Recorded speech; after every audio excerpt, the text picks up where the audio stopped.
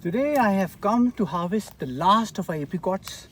This is the apricot called the Playa Cot.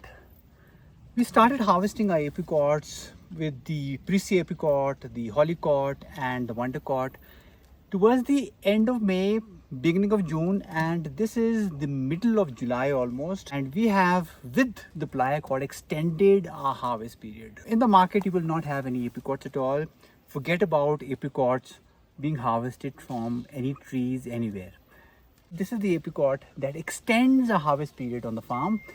So we have almost 15 to 20 different varieties of apricots on the farm, and these varieties, the different varieties, they come into season, they come into harvest at different times of the year. Playa apricot is the last of the apricots on the farm. When there are no apricots on the farm, we have the Playa apricot. Now the Playa apricot is an apricot which also flowers late. Now that's a very good advantage, and especially it was a good advantage this year.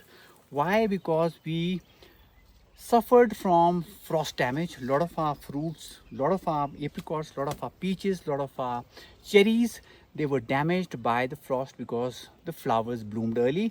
But the Playa Cot, because it bloomed later, it bloomed after the last frost, it was not damaged by the frost. Frost did nothing to the flowers of the Playa Cot because there were no flowers blooming on the Playa Cot at that time.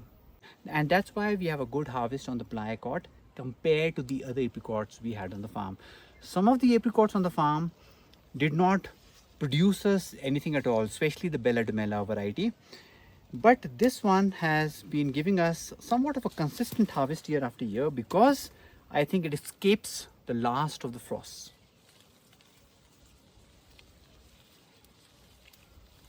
One very important characteristics of this late harvest variety, this Playa Cot, is that there is no skin cracking on the fruit.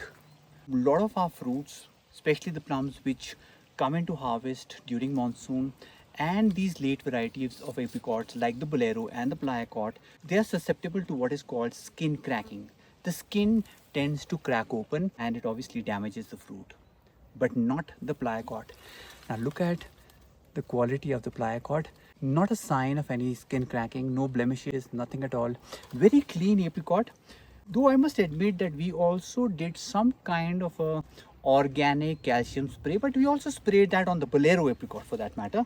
But the Bolero was absolutely cracked open by the rains. We had rains 1 week prior, and those rains, they cracked open a lot of our fruits, the plums for that matter, the black diamond plum and our Bolero apricot. But this apricot, the Playa Cot, as you can see, look at this fruit, no cracking anywhere.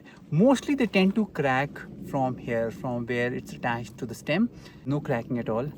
This is an oval shaped apricot, very firm. It transports very well, and it therefore has a very good shelf life compared to the other apricots. Remember, the apricots are perishables. They don't have a very good shelf life.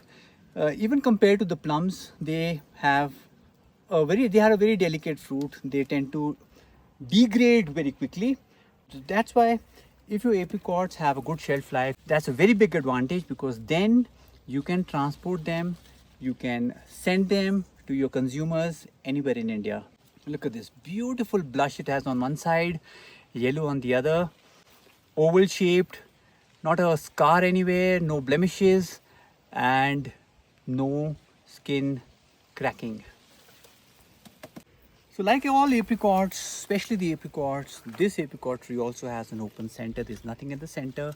We don't keep our trees always have an open center, a wine goblet shape. All the branches are radiating in different directions, and I can come in the center and I can harvest the fruits very easily. I don't need any ladders. I don't need to climb the tree.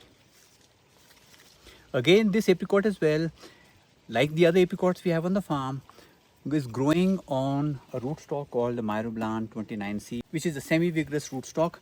So that's why we have to give this kind of formation, because we want our trees to remain small. We want our trees to remain dwarfing, so that I myself can come and do the picking, or our volunteers can do the picking, and I can do the pruning as well on my own. Very easy to manage trees like this. You're not dependent on any external help from anybody.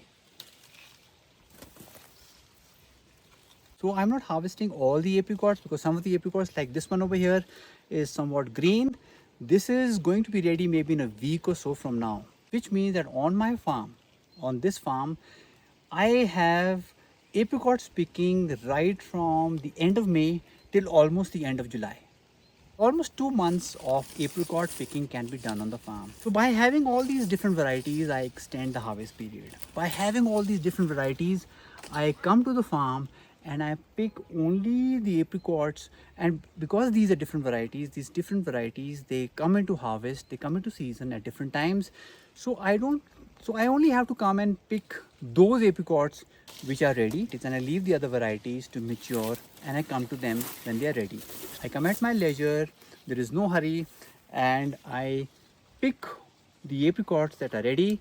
I pick off the varieties that are ready, and I leave the other varieties to ripen.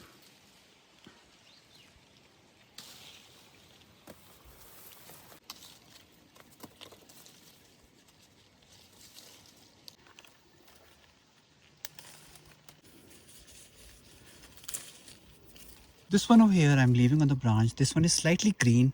I'm letting it be for a couple of days more, maybe a week or so. And this is further going to extend our harvest period because we will have some apricots, the last of our apricots on the farm, towards until the end of July. Now, because of the advantages that the Playa Cot apricot has, especially over the other apricots, that it doesn't crack, the skin cracking does not happen despite the kind of monsoons that we have over here, where the skin cracks open in all kinds of fruits. And because they store very well, they have a good shelf life, and they transport very well, Playa Cot could be a good apricot to grow commercially for the market. We of course process a lot of our apricots, but the apricots that you want to process are going to be the apricots, should be the apricots which have some kind of a damage on them, like on this apricot over here. This certainly cannot be sent into the market, it will be rejected outright. Make jams out of it. You can dehydrate them. We dehydrate a lot of our apricots, by the way. We also make something called sweet pickled apricots out of these apricots.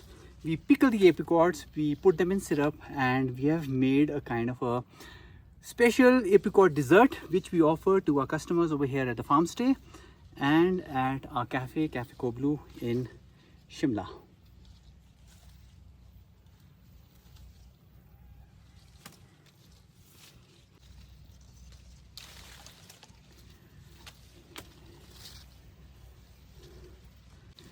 A lot of these apricots are still unripe. I'm going to leave them on the branch for a couple of days more. This branch, especially over here, most of the apricots on it are unripe. They're mostly green than yellow or orange. So this has extended my harvest period of apricots further.